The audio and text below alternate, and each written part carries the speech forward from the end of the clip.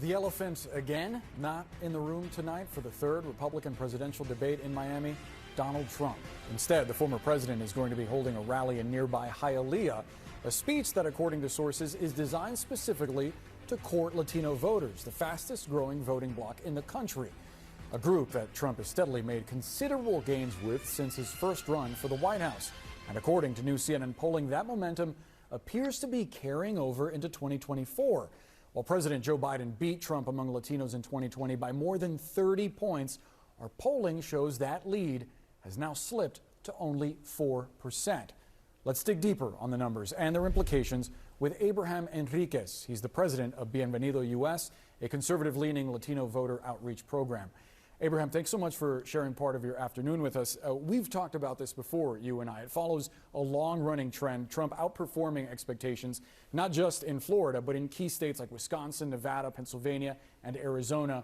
Do you think that that jump in Latino voters is tied specifically to Trump, or can that appeal be linked to the party, the GOP, more broadly?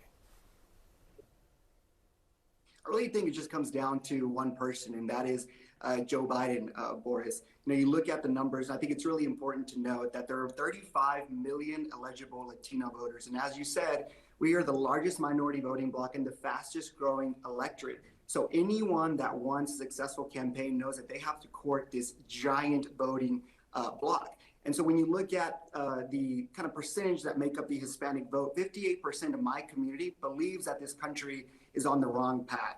About 86% of Hispanics, according to New York Times polls, say that the economy is in poor shape.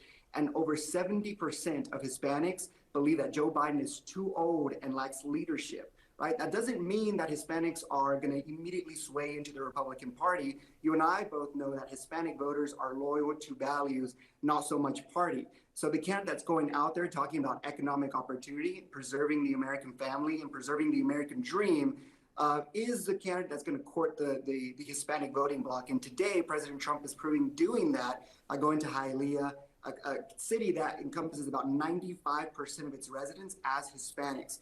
Very important move from the campaign. Abraham, I want to dig deeper on a point you made about values, in part because Bienvenido US helps to mobilize evangelical voters. It sort of goes to different churches and tries to push voters to the polls. And one of the issues that I think Republicans had last night, at least according to some Senate Republicans, had to do with the issue of abortion and messaging on that issue.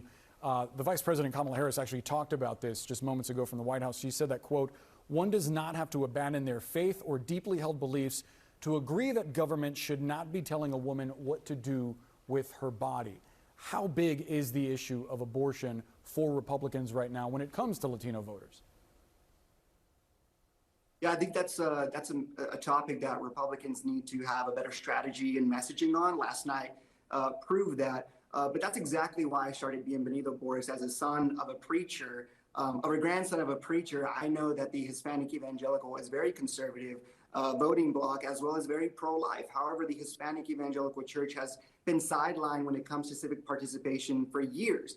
And now with Roe v. Wade overturning and going into the states, this is the perfect opportunity for the Hispanic evangelical church to make its way, because we know that when the church votes, history is made. And I believe that it is this particular issue that's going to get the Hispanic evangelical church involved. However, based on last night, I think it's really important to note a few things. Republicans lack messaging, strategy, and tactics. They also lack investments. In Ohio, pro-abortion activists outperformed in raising funds for ads by more than $12 million. It's not enough for Republicans just to say that Hispanics are conservatives and we believe in the sanctity of life. We have to put money and invest in these campaigns because Democrats do a really good job of grassroots work from the bottom up. Whereas in Republicans, we just kind of sit back and wait and hope that the message itself will get Hispanics out to vote, when we know that we have to put some pressure behind the vote to get out. The counter-argument would be Glenn Youngkin, who argued that he had a more moderate view of abortion in Virginia, and it didn't really work out for him last night. He wound up flipping the state house, and Democrats held on to the Senate. But I do want to ask you about something else, because you were actually alongside Donald Trump after his arraignment in Miami. You actually helped lead a prayer with Trump at Café Versailles, a well-known Cuban restaurant in Little Havana. And Trump there talked about political persecution, about socialism. We know that's going to be part of his speech tonight, according to his team.